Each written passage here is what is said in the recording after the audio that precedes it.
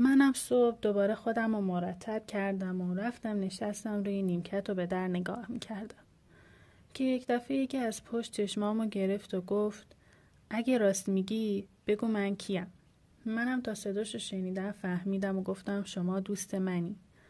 بعد از پشت صورتمو ماچ کرد و گفت آفرین. دستشو از روی چشمام برداشت. چشمامو باز کردم دیدم یک جعبه کادو روبرومه. گفت این برای شماست. منم گرفتم و بازش کردم. خیلی خیلی قشنگ بود. یک ماشین بزرگ اسباب بازی بود.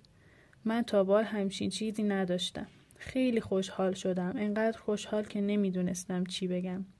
گفت دوستش داری؟ گفتم بله خیلی. گفت اگه دوستش داری پس چرا تشکر نمی کنی؟ منم کلی تشکر کردم. بغلش کردم و صورتشو ماچ کردم. اونم کلی قربون صدقه من رفت. همش فکر میکردم مادرم هم همین طوریه یا نه. با خودم میگفتم خدایا چقدر خوب میشد منم یک مادر مثل اون میداشتم. بعد دستمو گرفت و گفت خیلی میشینی. پسر که نباید انقدر بشینه. بیا بریم بازی کنیم. روزها و هفته ها همین جوری میگذشت. من بیشتر بهش وابسته میشدم. هر روز بعد از خواب منتظر اومدنش بودم. گاهی وقتا منو با خودش میبرد گردش و برام کلی چیزای قشنگ میخرید. مدرسه‌ام شروع شده بود.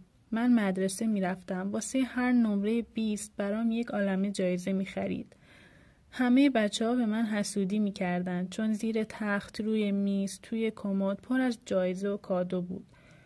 روزها و هفته‌ها و سالها میگذشت و من بزرگتر میشدم. ولی قانون پرورشگاه برای پسرها این بود که 18 سالگی باید از پرورشگاه برن.